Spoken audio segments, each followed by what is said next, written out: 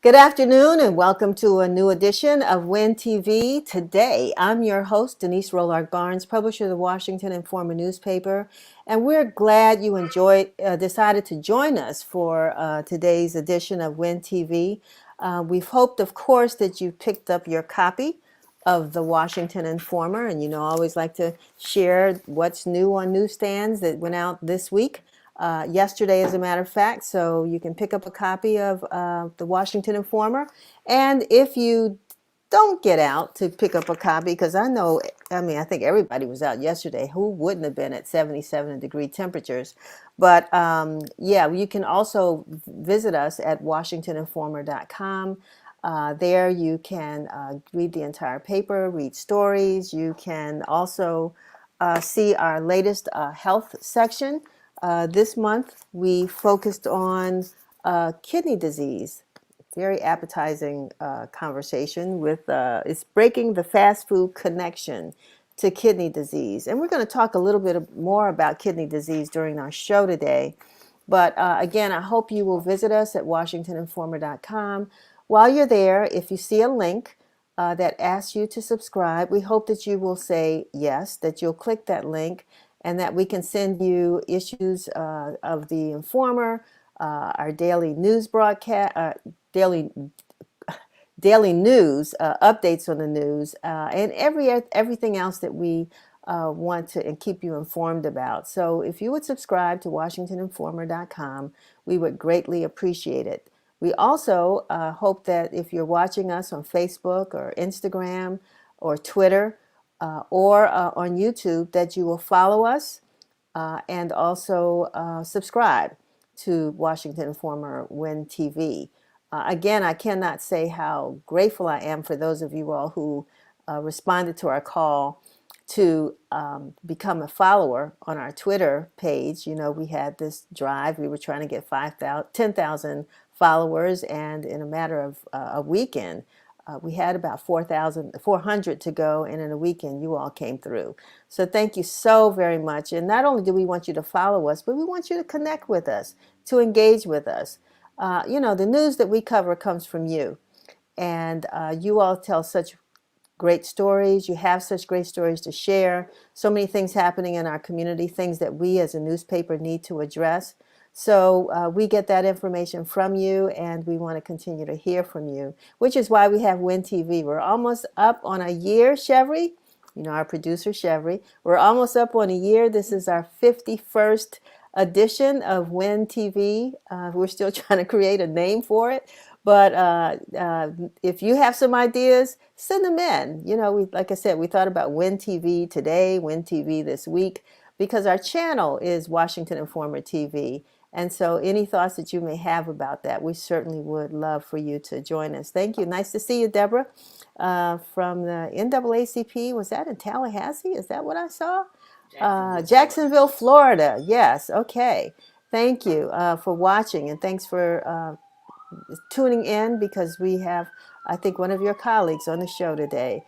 So speaking of the show today, we'll be talking to Dr. Velda Crowder about kidney disease. I told you that that was the subject of our health supplement this week, and we want to talk some more about that, because if you name it, we get it worse. And African Americans have a disproportionately high incidence of kidney disease, of course, which leads to diabetes and everything that affects that. So Dr. Crowder, we are very happy now to call her our resident specialist, who will be joining us regularly to talk about how we can make our community healthier. So she'll be on a little bit later in the show, and we're also going to have Stacey Stewart, President and CEO of the March of Dimes.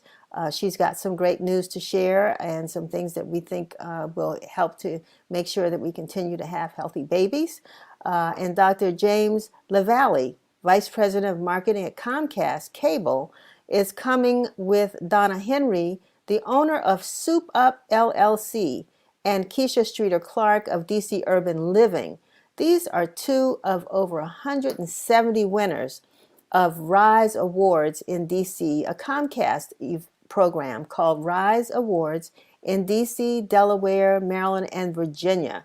And so we want to figure out, how did they get those awards and what is it they are doing so great that Comcast selected them?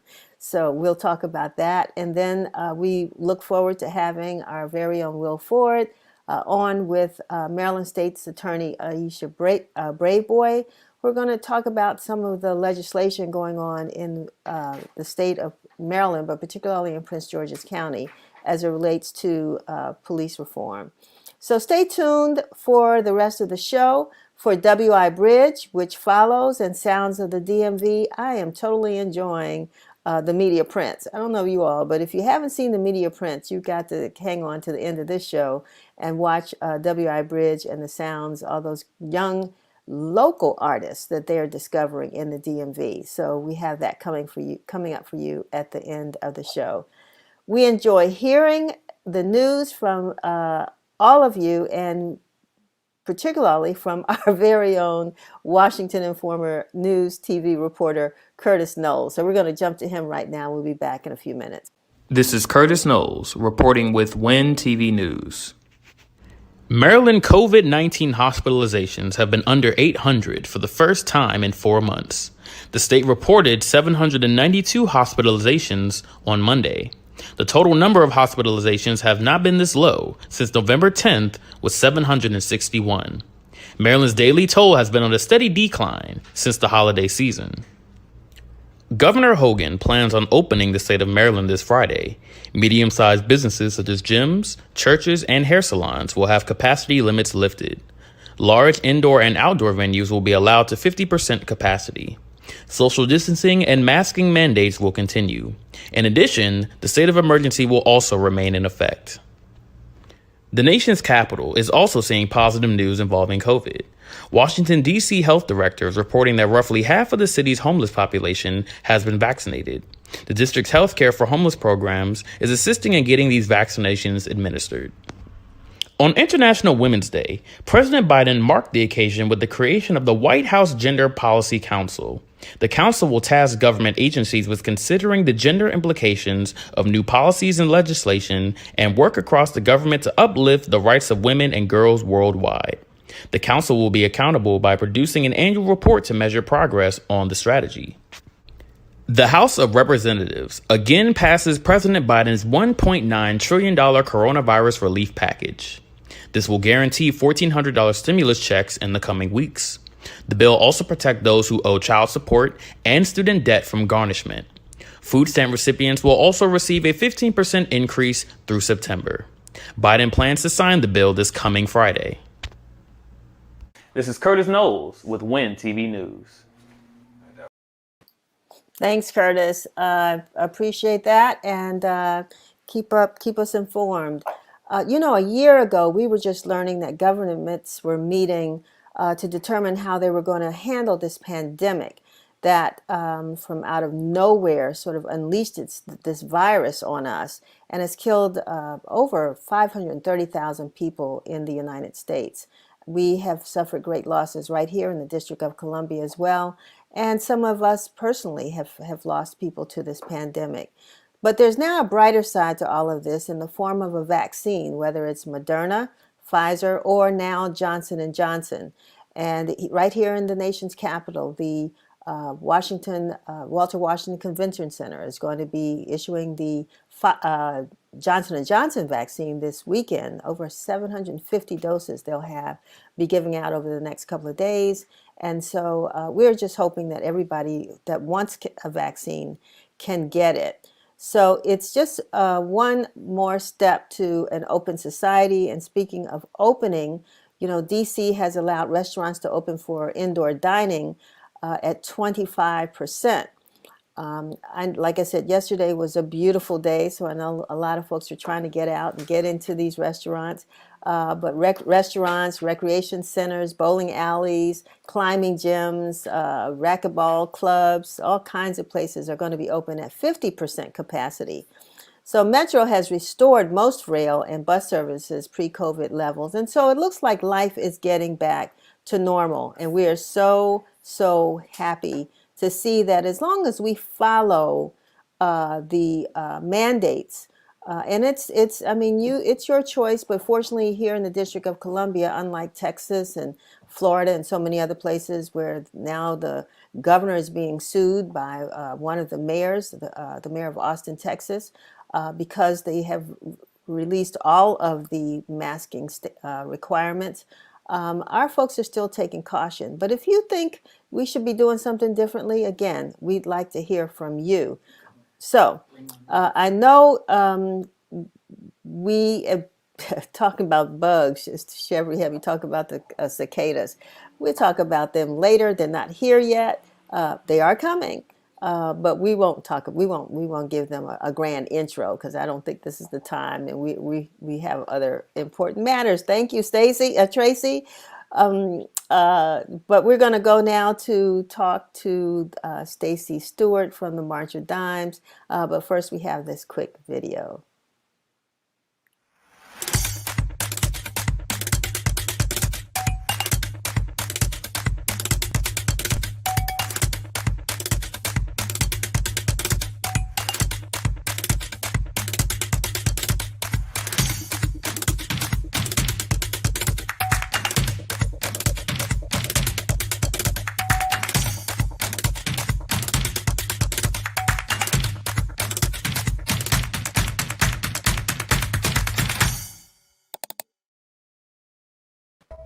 Wow. Thank you, Stacey. How are you? Oh, I'm doing great. Denise, it's so good to see you. Likewise, beautiful black background you have there. Thank you. But welcome to Win TV, and it's a great thing to know that you're there with the March of Dimes. Tell us just briefly what the March of Dimes is what your mission is. Absolutely. Well, first of all, it's great to be on Win TV and great to be with all of your viewers and listeners. The March of Dimes is that video just reminded people we've been around for a long time. Since 1938, we were actually started by President Franklin Roosevelt in the midst of another health crisis, right? The polio epidemic that was going on at the time. You know, another virus that people caught and we didn't know how or why. It was transmissible through any means of a transmission, and people didn't understand how you got it, but you got it, and you could be really severely affected, causing paralysis, sometimes leading to death. The March Times led the fight to really raise the money for the vaccine research that Dr. Jonas Salk pursued, leading to a vaccine. And so it's interesting that we find ourselves in this place now where we are now 83 years later, still working on other issues around public health. But today, what the March Times is working on is around healthy moms and healthy babies. We continue to do work around healthier babies throughout that period of time after the vaccine was developed under polio. Today, we're working on really the issues around helping to keep moms healthy during pregnancy and childbirth, helping to keep babies healthy, looking at the issues of premature birth and infant mortality. And especially, Denise, looking at the issues of equity, health equity, because to your earlier point around kidney disease, I heard you talk about that. It is also true with every other health indicator, but certainly it is true for maternal infant health, that it is our community and women that look like me and our babies that look like my kids that are disproportionately impacted as a result of premature birth and infant mortality, even maternal mortality and death as a result of pregnancy and childbirth, Black women dying at higher rates than white women. So that's the work of the March Times today. I'm so glad that you're here to talk about this. And also, it's something, unless you're in that stage of life, you're not really thinking about this pandemic and the impact on pregnant women and also women who are seeking to become pregnant, how COVID-19 within itself, the virus itself, affects those women, and what impact the vaccine has on them. Is this something that the March of Dimes is looking at?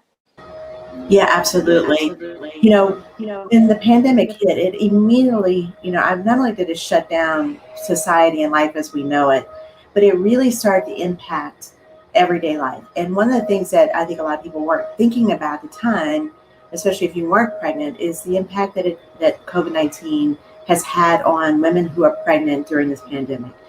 Not only the kind of fear and anxiety that women have been experiencing because of the fear of getting COVID-19, but just how to keep themselves safe, and whether or not COVID-19 would impact not only the mom, but also the babies themselves.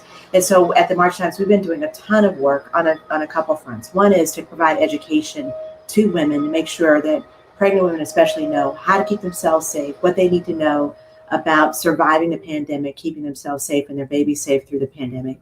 But also one of the things that we advocated for very early on in the pandemic was making sure that pregnant women could be included in the clinical trials, because that's where we are today. We have a vaccine. To your point earlier, Denise, you mentioned it. It is wonderful. But what's a struggle today is that many pregnant women were not included in the clinical trials. And there's some good reasons for that, right? But the problem is that when we don't have pregnant women, where we don't have evidence, the hard evidence that we typically like to see to know whether or not a vaccine is safe and effective, when pregnant women were not included in that, we can't, it's been difficult, I should say, to give 100% confidence to women around the safety and the efficacy if you're pregnant for the vaccine. But what we do know is that based on all the science and evidence, and also based on the risk that many pregnant women face, finding themselves in communities where COVID-19 might be really running rampant, that in many ways, when you weigh the cost and benefit of getting the vaccine versus not, for many pregnant women, if they choose to have the vaccine, we're encouraging them to do that. And we know based on tens of thousands of pregnant women who've gotten the vaccine, there really are no red flags, no warning signs that would suggest that the vaccine is not safe for pregnant women. But this has been a tough time, a tough challenge, and a very hard time for women to navigate through, especially if you're pregnant. So is the March of Dimes a place where pregnant women or can reach out to and get information about if they have questions or concerns? I mean, of course they can. I'm sure you would tell them to talk to their own medical provider about it. Absolutely. But does the March of Dimes provide information as well? Oh my goodness, we are one of the best resources at marchofdimes.org. If you're pregnant, thinking about becoming pregnant, have a newborn baby, go to marchofdimes.org. It has a ton of information. You know, in our community, Denise, you know, as Black women, we often suffer not only at higher rates of potentially having complications around pregnancy and childbirth, but our babies often are facing a higher risk of being born prematurely, maybe not surviving to their first birthday. We have a lot of women that face issues around miscarriage and loss. And especially during the pandemic, it's just added a whole nother layer of risk, right, in our communities. So if you need more information, please visit marchofdimes.org. We always recommend people go to their provider to ask information. But also, you know, we have a big event coming up on May 22nd that video is really pointing to, which is if you just care about, even if you're not a woman and pregnant today and all of that, if you just care about, you got a wife, a spouse, a partner who's pregnant, if you're a grandparent and you care about these issues and making sure that moms and babies are healthy, we invite people to join us at marchforbabies.org. And our March for Babies virtual event, which will be May 22nd, because that's a way to get involved, to advocate for change, advocate for policies that will improve health outcomes for all moms and babies, especially those that look like us. You know, it's been a great opportunity for us here at the Informer, and for me personally, to do the walk for March of Dimes. I've done it a couple of times out in Prince George's County. And what really fascinated me is I think it's the Alpha Phi Alpha fraternity that has partnered with the March of Dimes to support, you know, healthy babies. That's an amazing thing, because it means that it's just not women or Black women, but it's their friends, their spouses, men who want to see healthy babies born and grow in our community. So I just thought I'd give them a shout out. I'm sure there are a lot of fraternities and sororities that participate, but I've seen them out there. So oh yes, mention that. Alpha Phi Alpha is a very active Phi Beta Sigma. We just signed a new partner, Kappa Alpha Psi, as well as Delta Sigma Theta and Zeta Phi Beta and Sigma Gamma Rho. We have a lot of the Divine Nine that are very, very focused and very supportive of our work, and we're so grateful to all of them. Well, I'll give you credit for some of that. And so thank you so much for being with us, Stacey. And yeah, we're going to continue to get the word out, and we'll talk to you soon. Good luck. Thank you so much. It is so good to see you. Likewise. Yeah, so we hope that you will follow that link and do what you can, because we do want to make sure that we have healthy babies born and growing up into healthy young people and healthy adults. We've got to get a handle on this, folks. And so thank you, Stacey, for Stewart, for being there with March of Dimes and trying to kick us off to a great start. We're also, I talked about a little bit earlier about this Comcast RISE program, this contest or funding opportunity, and the two winners from, two recipients from the DC area that out of 170 were winners in this event. So we're going to take a quick video, and we're going to come back and talk to them and see what this was all about.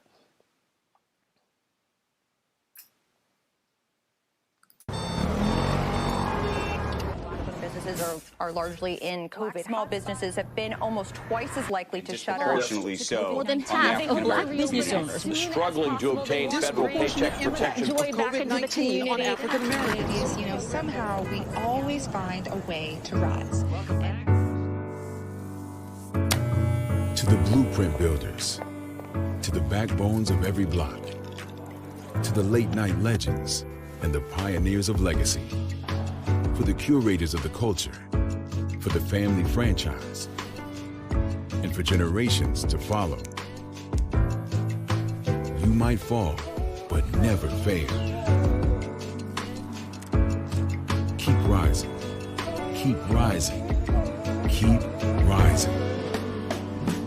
Apply today for a variety of business, marketing, and tech makeovers on us to help your rise.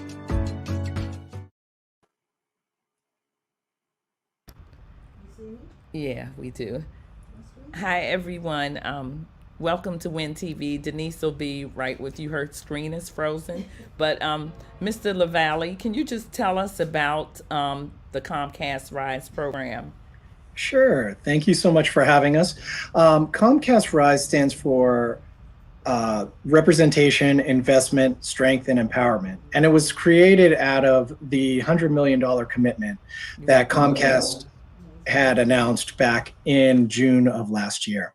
The Comcast RISE program is solely focused on Black, Indigenous, and people of color small business owners, where we actually give out on a quarterly basis till the end of 2022. We give out on a quarterly basis a number of business services that a participant or an applicant could potentially win.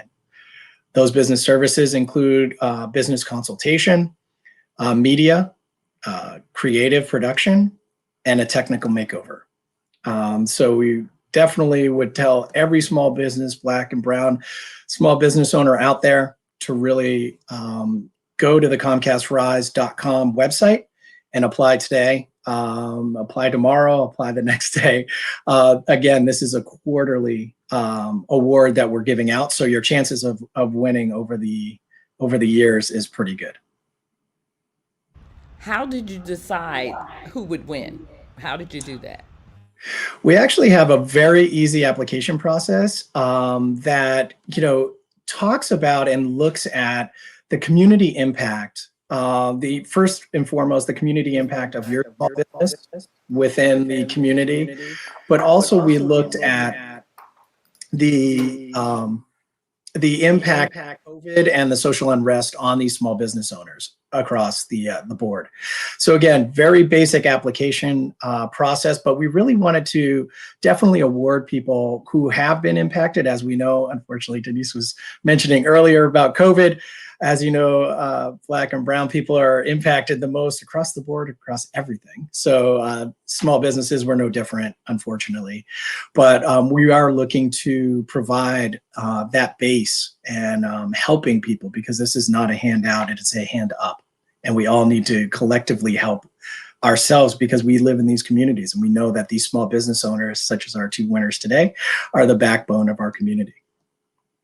So sorry, I got lost in the internet someplace, but I'm back, and I'm really excited about this program, because one of the key words for 2020 since COVID hit is pivot, and but you can't pivot without support, and so I think this is a really great program that allowed these two business owners to pivot. And Donna, I'm gonna start with you. tell us how you heard about this, and then also how it helped you to pivot.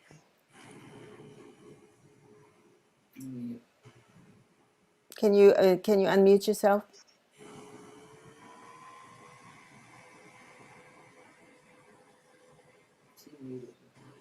There we go. Can you hear me? Okay. Yes, good.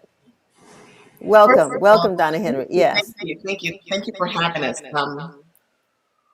You know, I heard about this program through an email I got from Gabby Mosey from I believe it's Uptown Main Street, and she sent me the information, and I had filled out so many applications for funding and support. And I said, let me just try this and see what happens. And I tried it. I forgot about it. It was so easy that I totally forgot that I even applied for this award. And when I got it, I was just thrilled beyond measures. I was so happy. We received the Creative Production and Media Services Award, and that entails a 30-second commercial spot that will air on around 44 different prominent cable stations for 90 days. And my reaction was, who does that? I mean, it's this is going to be so invaluable to us as a small business in terms of our outreach, reaching out to so many different people and new people. In fact, we started last Saturday, and we've had so many people in the neighborhood, 3 blocks away from where we're located, who have called and said, I just saw your commercial on CNN. Where are you? You're on Kennedy Street? I didn't know I didn't know that something like this, is located on Kennedy Street. So it is already making some impact, and I'm really, really excited about that. So how much more soup are you having to make and serve and sell now? I'm just scared to even think about that. But for right now, this pandemic basically knocked the socks off consumer confidence. People were afraid to go out. But as a small neighborhood entity, the community wrapped its arms around us, and we're not going to allow you to fail. We're going to be there with you.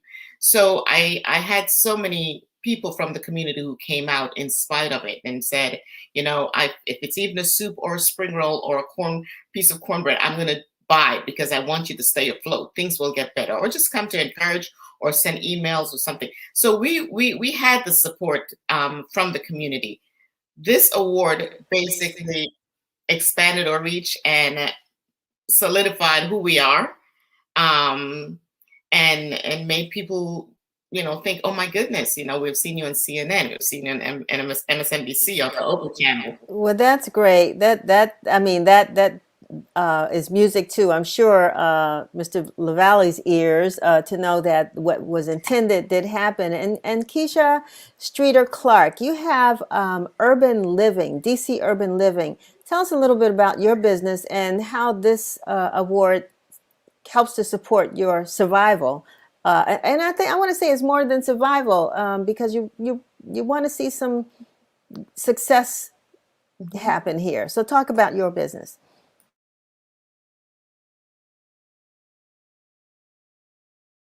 I need you to unmute yourself too. Thank you. Thank you. DC Urban Living is a full service real estate company, and a lot of what we do is in person. 90% of our business is in person, and COVID really affected that. And then amongst that, we had to pack up our office and leave and get a whole new space because of COVID. The building that we rented and leased from closed down. It was a blessing, but it was a lot of work. And I applied for the Comcast RISE Award and was very excited to receive it because it was just right on time. They provided the technology portion for us, and that was all of our technology, our security, all those things that you need when you're in a new building. And it really decreased our overhead And we were so appreciative of Comcast RISE and what they have done to us, and all the opportunities that the Comcast RISE Award has afforded us, including, you know, being on the Informer and other shows to kind of let people know that we're here. We're in a new community, and you know, we're just really excited about it. And despite the COVID, you know, we're rising, and we're appreciative of all that Comcast RISE is. These are amazing stories. And, you know, when you put a lot of hard work and effort into your business and then something pulls the wool from under you, you know, sometimes you think it's, you know, if I just had the money. But James, it seems as though you all took a different approach. It's like, it's not just dollars. And what made you come up with something so different? We really looked at kind of the strengths within Comcast and the different divisions that would benefit small businesses the most. And what rose to the top was the effective side, which is the advertising arm of Comcast Cable, and the Comcast Business, which is the technology and infrastructure team as well. So both of those businesses, their daily businesses are with these small business owners every day around our community. And so after we narrowed down on that, we actually looked at different services that we could provide that we thought would really not just benefit the small business owners, but really help them grow. And through commercial, creative, and media, or consultation, you know, on the effective side, which are the three pillars that we're representing as well, you know, consulting with these small business owners, they had a great idea, a passion for what they're doing, but sometimes they just need a little bit of help in regards to how they advertise and how they put themselves out there, whether it be on television or digitally, et cetera. So we kind of do a deep dive on the consultation part. The media, as you heard from Donna, on the media and creative, is very impactful in terms of just getting the word out. And then for Keisha, regarding the technology makeover, the strength, the S in RISE stands for strength. And we look at that strength as technology infrastructure. Because without these building blocks of awareness, which is the representation part, the strength, which is the technology, and also they'll be receiving a monthly newsletter for small business owners, which is the E in empowerment. And that's really what we look at for education, because these small business owners work 25 hours a day, 8 days a week, because they love their businesses, and they just don't have time to research and find out about tips and tricks and, you know, educate themselves as much as they probably would like to. So we're trying on all different fronts to really help any way we can. I wish I had more time to talk with all of you all.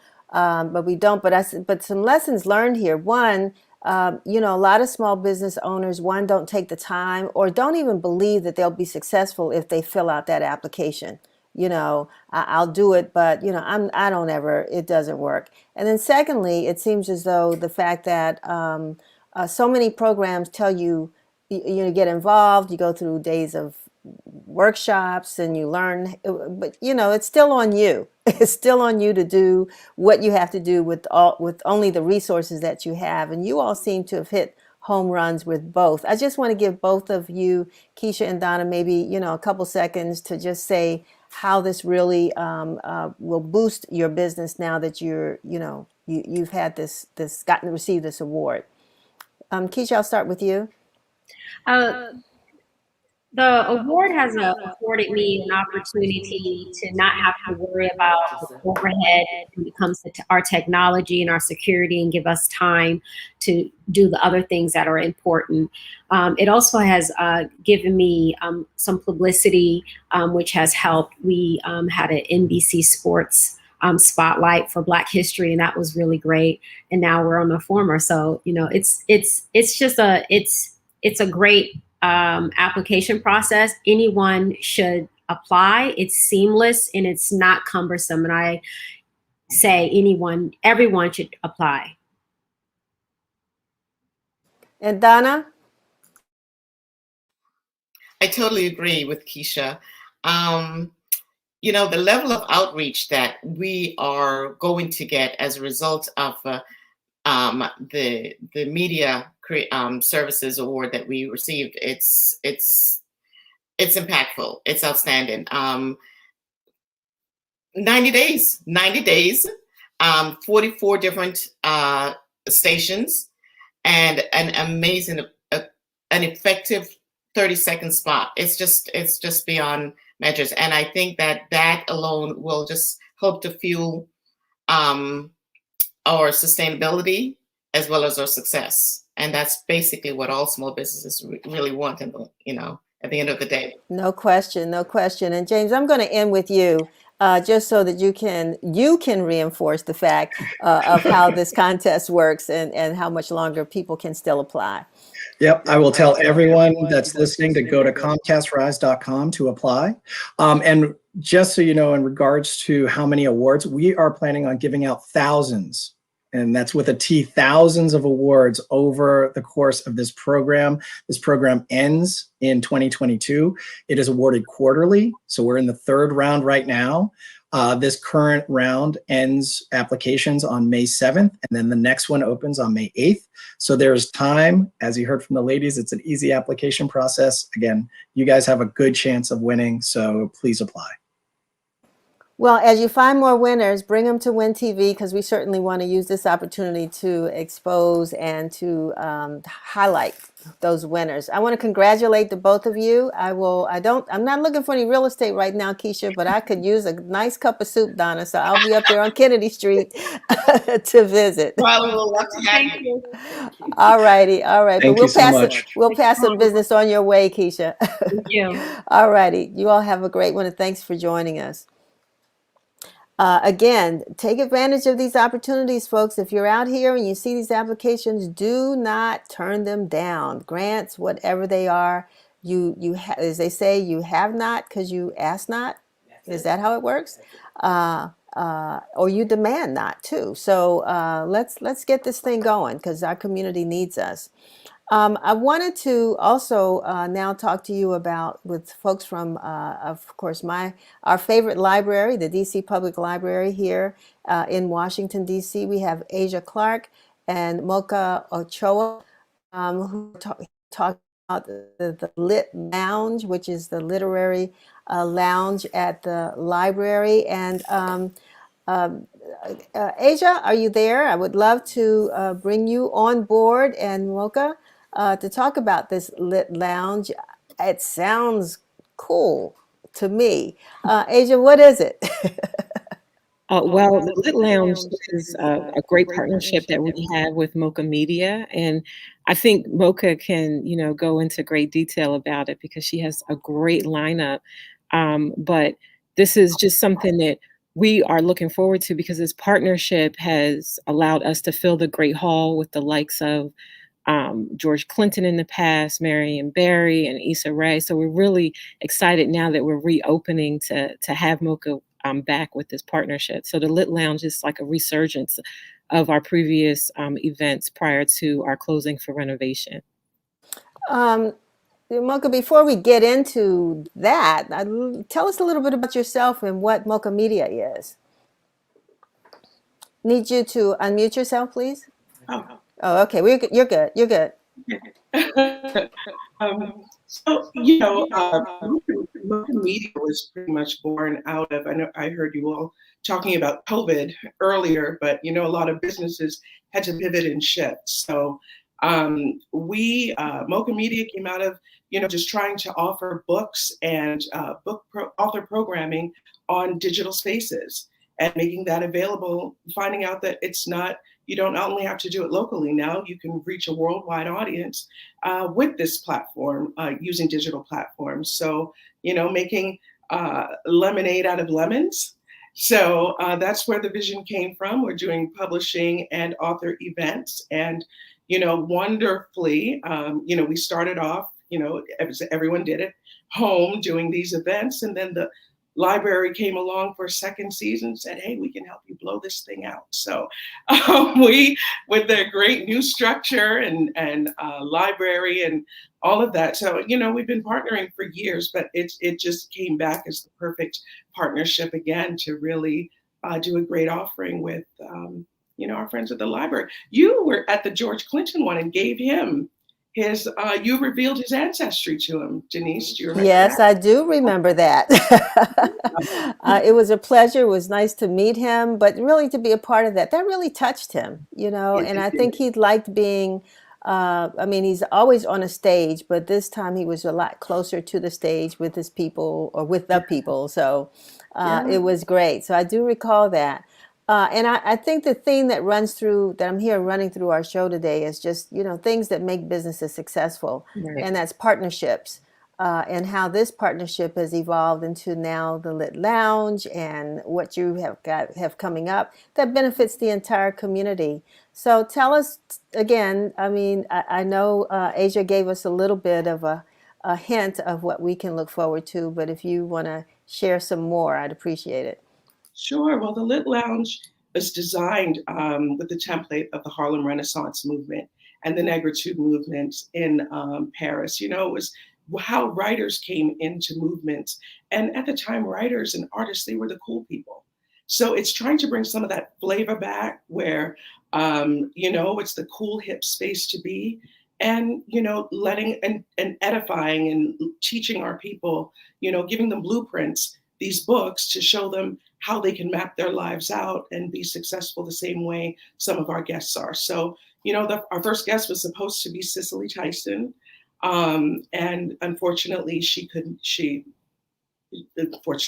not be a guest. But what did happen was an amazing thing out of it, that we were able to gather a bunch of great women to come and read passages through the book, and also bring their experiences and their experiences with Ms. Tyson, and share them all with us on this great platform. So we are so excited about this for Women's History Month. It's just feel like that she's blessing us with this programming, because it's phenomenal. I think the audience will really enjoy it. So, Aisha, how will people access this? Because you said the library is going to open, or where are you all with the relates to opening, and then how would folks be able to access this programming?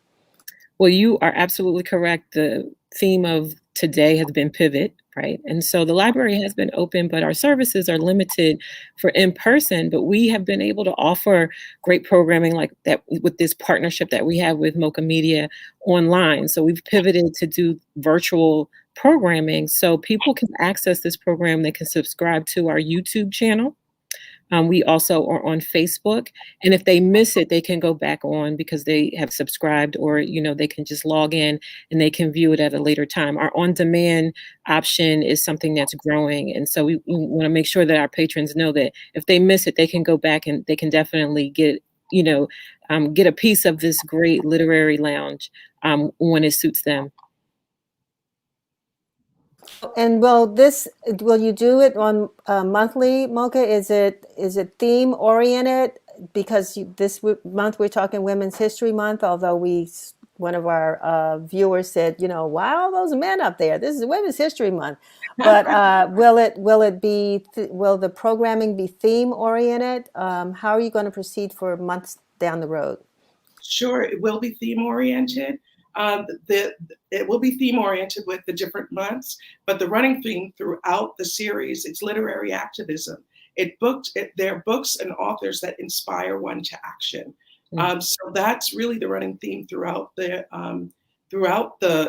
series. But every month, yes, we will concentrate on the months coming up.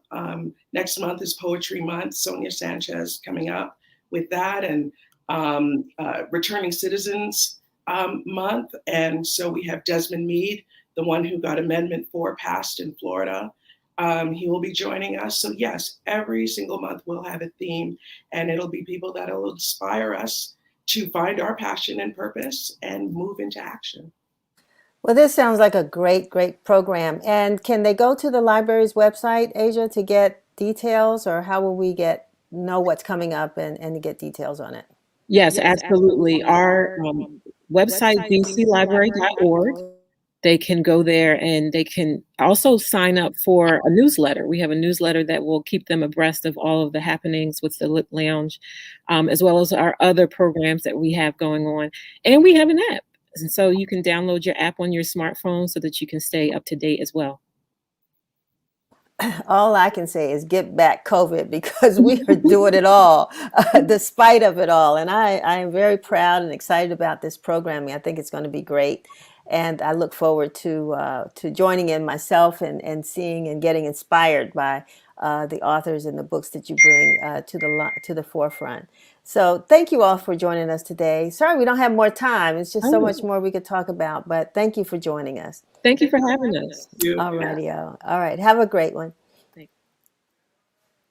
So yeah, we're sort of sailing on through. That sounds like, I hope that answered Vera Abbott's question, who one of our viewers, I'm glad she chimed in, wow, all these men in the background, why not women? But that's now I think that's a great explanation on inspiration and motivation. We're going to not only inspiration, but also movements, what we do, what people have, why they've gotten involved in movements, and then how we can adopt some of the things that have made them successful, that really helped the entire community. So I think that's a great idea, Mocha, and thank you, DC Public Library. We have Aisha Braveboy, State's Attorney Aisha Braveboy, on the line right now, and I think is Will Ford with us as well? Okay. How are you, State's Attorney Braveboy? I'm doing great. Happy Friday. Thank you. We're getting through it. Thank you. Thank you. Same to you. And I know you've been working hard. Yes, ma'am. Wonderful. Wonderful. Well, it's a pleasure to bring you on to WIN TV, and of course our very own Prince George's County editor, William Ford. And I'm going to hand it over to you, Will. Thank you. Thank you. All righty. Madam State's Attorney, good afternoon. It's wonderful to see you, Will. Thank you. Now, you coming on to give a prosecutor's perspective in regards to the ongoing Derek Chauvin case. So let's go right into it. So from a prosecutor's perspective, what could they face during this trial? Well, prosecutors in any trial face the fact that they have the burden of proving their case. So each element of a charge must be proven beyond a reasonable doubt in order for a jury to convict any defendant, find them guilty of a crime. However, when you're talking about police officers, you have different types of dynamics, like the fact that officers are often given deference, even by especially by juries. Sometimes they're given deference. Also, in a lot of cases, especially these use of force cases, you're really looking at whether or not the officer exceeded their authorized use of force. So there's a Supreme Court case called Graham versus Connor, which lays out the standard for use of force cases. And it really looks at whether or not the action of the officer was objectively reasonable at the time that the force was used.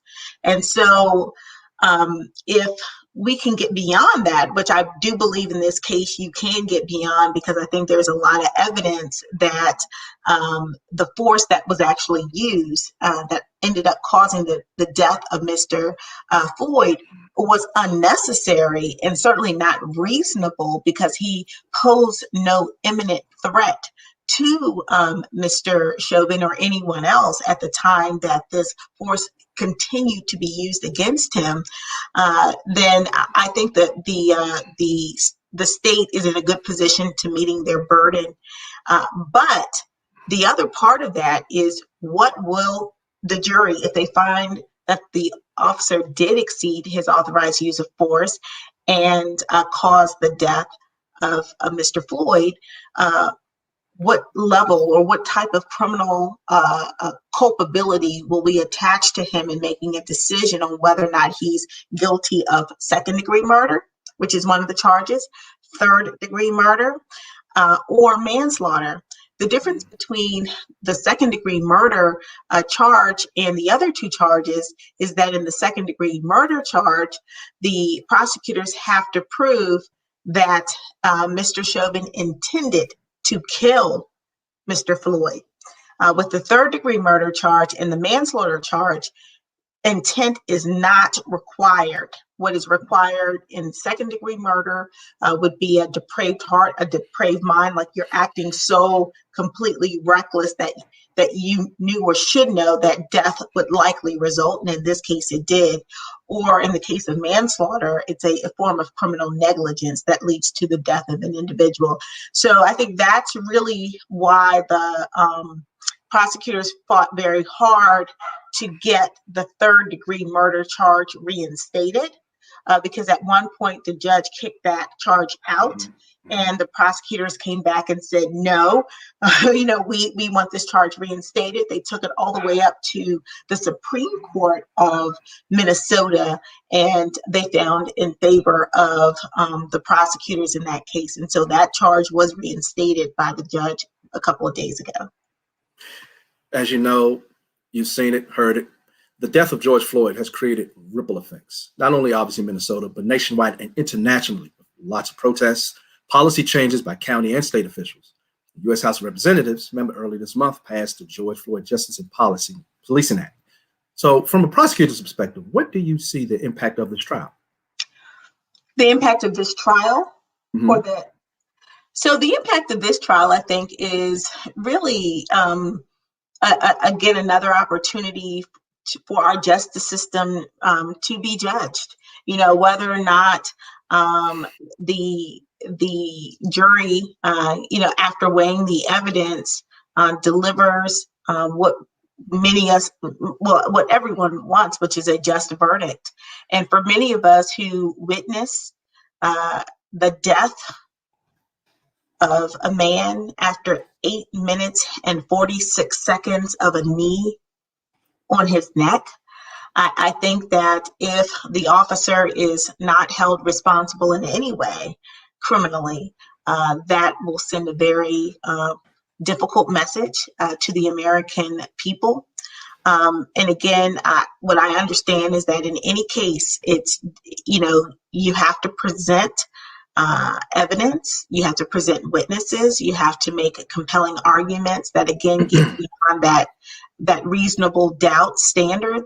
But I think in this case, there's a lot of evidence. There's certainly a lot of surveillance videos and other types of evidence. And you have someone who lost their life, and prior to the use of force, seemed to be, not have any medical, wasn't in a medical emergency. And then at some point he was, and then he ended up dying. And so when you see that, when the world sees someone die at the hands, or in this case, the knee of another, when you see that, it's difficult not to know that justice will happen. And so my hope is that he will be convicted of a charge that is appropriate based on his actions. And I believe that the rest of the American people want the same thing. May have time for maybe two questions, but I want to make sure you're allowed to get a response for this one. I chatted with a young man named Lupe Hawkins, Prince George's County. He received some injustice from county police years ago. Here's his direct quote to me: "The police and the whole criminal justice system are just messed up," end quote. So from a prosecutor's perspective, why should people, especially Black people, continue to have faith in law enforcement and the courts? Well, we want them to, but I think we have to prove that we will deliver justice. I know that I look every day at ways that we can improve our justice system, that we can hold everyone accountable, including my office accountable, to ensure that justice is done. And so we have to change our policies. We have to change the way that we've done things, because in many ways, people who are concerned about our justice system, they're right. I mean, that's one of the reasons I even ran for state's attorneys, because I wanted to be a change maker. And I believe that I have been. I mean, we have held officers accountable. I have created a public integrity unit. We have indicted several officers. We've had 2 trials so far, and we were successful in both of those trials. And we are sending a very strong message that the behaviors of the officers will be regulated, that we will not be afraid to charge and prosecute officers who violate the rights of others. But I really think it's going to take time because people are going to have to see those changes over time. It won't be overnight. But I'm here to say that I'm willing to do the work. I have done the work and will continue to do the work. Well, that is our time I have with you. Thank you for joining us. I appreciate it. Thank you very much. I want to thank both of you all for being with us. That was quite thorough, State's Attorney Braveboy. It was quite thorough, and I'm hoping that you and Will join us more. There are other cases out there that we want to take a look at, and people need to understand how your side works, because we hear from the people and we know what their concerns are, but it helps to put it all in perspective. So great conversation. I appreciate both of you all. Thank you. Thank you. Alrighty, okie doke. Talk to you soon, Will. And last but not quite least, and I say not quite last, but definitely not least, is of course our very own Dr. Crowder. Hi, how are you? Dr. V, how are you? Good, doing well. Good, Doing well. good. So we're going to talk a little bit about, again, some more about COVID. Okay. Yes. But just a little about that, because the vaccine is out, and just what your thoughts are about how that, they're the three, the Moderna, the Pfizer, and now people have the one shot Johnson & Johnson. Any thoughts about those three? Yeah, so I tell people get the first one you can get, because all of them have been shown to really prevent hospitalization and prevent death. So you really want to get the first one you can get. Some people are a little, leery about getting 2 shots, or they can only take off from work one time, or maybe they're traveling. So if you're in a situation like that, 1 shot may be better for you if you have some concern about being able to really follow up and get the second shot. Wonderful. Okay, and I got my second on Saturday, and I want to. I want to do a show next time, Dr. V, because people always say, "Oh, the first one was okay, but the second one." And I've got a but the second one. So we're going to we're going to do a show on but the second one. Okay, so we'll talk about that a little bit later. Producer Sherry got her second one today. First one today. All right, fantastic. Okay. But a little bit about kidney disease now, because, we wanted to intro that. African Americans are still disproportionately impacted by kidney disease, and then diabetes. And this whole supplement talked about the fast food connection to kidney disease. So can you give us your thoughts about that? Yeah, so kidney disease is really impacted by diabetes, high blood pressure, alcohol, and smoking. Those are like the 4 main things. You also have things like autoimmune disease, like sarcoid, lupus, things like that. And then you lastly have kidney stones, right? Which is also diet related, right? And so, the diet that you have to prevent kidney disease really depends upon what are you suffering from. Do you have recurrent kidney stones, or do you have diabetes and high blood pressure?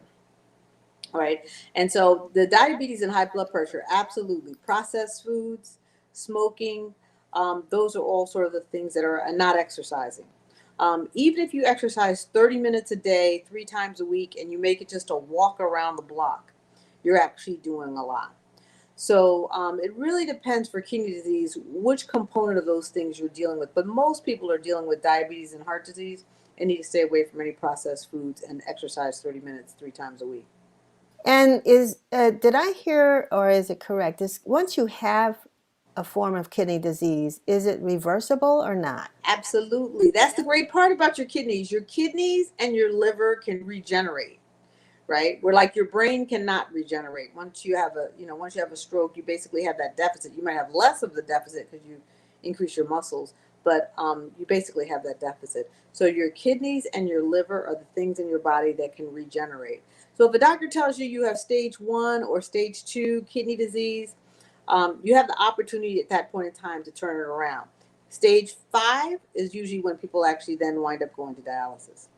And are there any symptoms? Because you get your physical. Hopefully, people are getting physicals regularly. We're going to talk about that. Put that on our list of things to talk about as well. Why it's important to have a regular physical. But how would you know that you are being impacted by kidney disease? You really probably wouldn't unless you actually were getting. There's 2 lab results: your BUN and creatinine. That's kind of what we follow your kidney function. But a lot of people are completely asymptomatic. And so that's why it is really important to get those checked every once in a while when you get your physical. All right. Well, any other last tip you want to share with us about that, or anything else that we're facing right now? Because there's so much. Oh, I know, it's a lot, right? I really want to encourage people to really get their vaccine. And if you catch COVID before you get your vaccine, make sure you know where you can get monoclonal antibodies. They decrease your hospitalization rate by 70%. So it's really big. So, some people may not get their vaccine until June or July. And there's people that are going to get COVID between now and then. And if you have symptoms, you can get in within 9 days and get monoclonal antibodies, and they can make a huge difference. So know where your infusion centers are in your neighborhood. Wonderful. Dr. Velda Crowder, Dr. Yes. V, our very own Dr. V. Thank you so much for being with us today and for sharing always some great information. And we look forward to seeing you in about a week or so. All right. Thanks. All right. Thank you. Okay. And I do want to say in closing that we got some good news this week that there were 19 churches that are participating to ensure that people get their COVID testing and COVID-19 information. And we're going to have I think it's a video. Do we have, Chevy? Okay, just a flyer to show that those 19 churches that are involved in an event that's coming up on Saturday, March the 13th at 2 p.m. Dr. Cynthia Turner Wood, who you can see there, will be speaking with Dr. Ulysses Burley, Dr. LaQuandra Nesbitt of the DC Health Department, Dr. Joseph Wright, and Dr. Ian Simon, I think experts in the whole COVID-19 vaccine health community. So we're glad that the churches will be involved. You'll get more words on that, hopefully from your local minister. And so, and that's another story. So many we got to come up. Are the churches going to open? We haven't heard much about that. And I know people are asking, when can we go back to church? So in person, I know that you all are going every Sunday, what my father-in-law used to call bedside Baptist or bedside, whatever it is. And I think we've been enjoying bedside church. But pretty soon, hopefully, we can go back out and worship and fellowship together. So with that, this is the end of this edition of WIN TV. Thank you for joining us again for our 51st segment. And we'll be back next week. We're going to celebrate a little bit of our anniversary. Our producer, Chevy, says she has some interesting things in store. I'm looking forward to it. And in the meantime, I want you all to have a wonderful week. Make sure that you stay safe. Again, we still must social distance, wear our mask, and wash our hands. And we don't go away, though, because we want you to watch the media prints right after us with WI Bridge, as well as Sounds of the DMV. This is Denise Rollard Barnes saying, see you next week.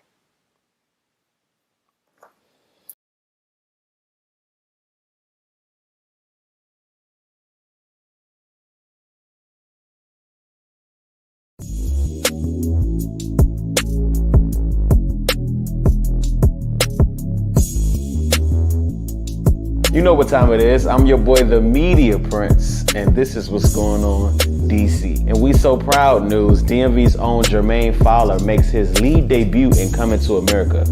Out now on Amazon. Take a quick look. Hello, I am Hakim Jaffer, King of Zamunda. You are the heir to the throne. Yes, my father. He's supposed to be like the prince of Wakanda. Wakanda is a fictional place. Not to everybody. Zamunda is a very real nation. I don't need no handout. Wait a minute. All right, I'm gonna pack. Okay, baby. Since we are on the topic of movies, DMV's own Tressa Azarel is taking the movie world by storm. as her Megamind media company has partnered with BET Her to produce new works on the network with the likes of Vivica A. Fox, Mona Sky Young, and more. In sports, the Washington football team announces they are getting rid of cheerleaders and will now have a co-ed dance squad instead. What's your thoughts on this? Do we care about the cheerleaders? We want to hear from you now. Also in sports, our soccer team, DC United, just released their preseason schedule. Take a look. In Let's Eat news, Black-owned food businesses can now use Navy Yard kitchen space rent-free under a new program. With Uber Eats' new social equity program, Sandlot Southeast will grant temporary rent-free access to Black-owned businesses to flourish. Shout out ICANN. And you say, what news? Cicadas are coming back to the area, but the new version of the bug is said to be edible and tastes like shrimp. I can't make this stuff up. Apparently cicadas are actually related to shrimp and lobster and can be eaten like them. Are y'all eating cicadas? Cause I damn sure not. Let's just move on to the next story.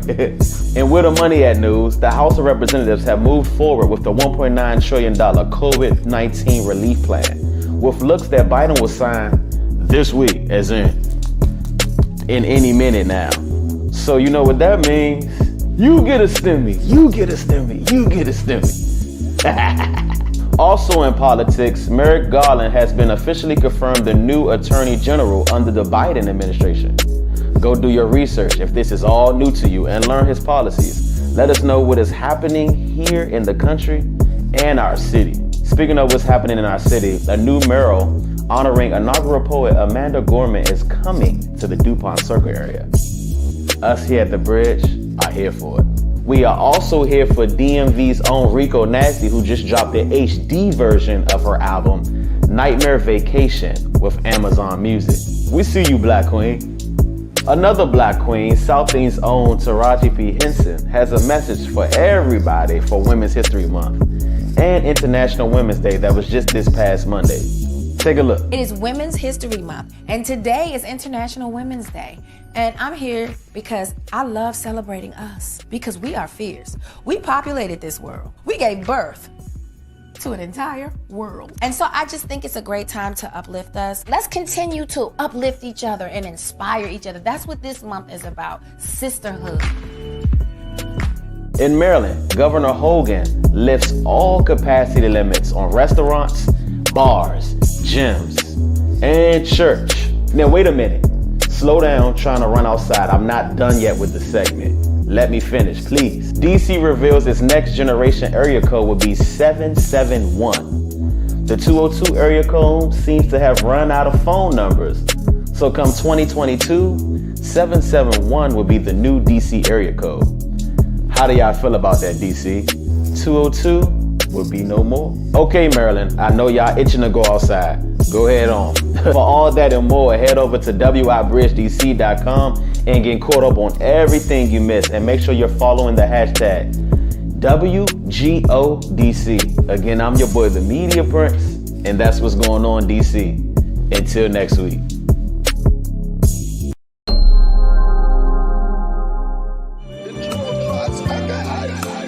About nothing. I'm not saying that type of force and shit like that. Because when you see me, yourself, check it out. Yeah, we're scrambling for a few pennies. It ain't on me, Lord is in me. The buck of 50, better cover up your pin it up and send it your way. I don't play mob style. Do you in the restaurant while you eat low main? Never found out who did it. It was a 6-pack of bruised cold case. COVID covered your whole face. You an open book. I read you on the 4th page. Hey, yo, Sage, the probably hear me. Your shit so strange. So a lot of I grew up around a lot of killers. We was kids playing with caterpillars. To go the right route, it was my decision. It could have been different. Yeah, it could have been different. I'm the heartbreak kid, been still if it one smoke, I've been with it. It's been a minute, matter of fact, I was inspired by Allen Ave, Mike Vick too. I wish my height grew to see eye to eye, but I still arrive. Yeah, guys still arrive. I turn big guys to little guys while holding the middle finger sign. Listen, take the back door quickly. I thought you was a friend of mine. You believe in the mystery in the sky, you want to be alive. Check it out. Time ticking, time ticking, time ticking, yeah. All my rapper friends want my, but I get it. Signing signature, belly style, I was applying to prime minister. I lined my penmanship, scribbling literature till I was hip enough. You ain't complete the mission, it's a penalty, dog, if you don't finish up. Sending shots and niggas feeling tough to the point where they spitting up. You thought I was talking about bullets? I come from the home of the bullets. I'd rather put my hands up and duke it out before I trigger bullets. To be me, who wouldn't? My influence reach coast to coast. I'm a rapper, I'm supposed to boast. Stone Island overcoat. I love a queen with no reflex, you got an open throat. You sold your soul. I'm here till the government get overthrown. You hear me? It's Lordy, man. Yeah. Nah, that's the one for sure. No. That's definitely the one.